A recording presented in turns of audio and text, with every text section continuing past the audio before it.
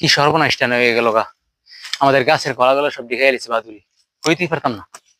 সারাদিন দেখে দেখে রাই হঠাৎ করে একদিন মধ্যে সর্বনাশটা করছে। দেখো তো জুম করে সুন্দর মতো ওই খেয়ে লিছি উপরে কলাগুলা।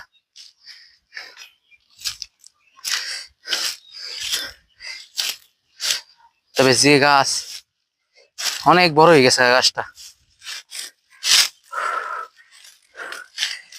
বিসমিল্লাহ।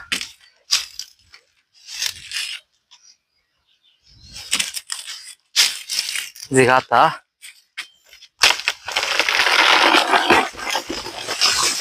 হ্যাঁ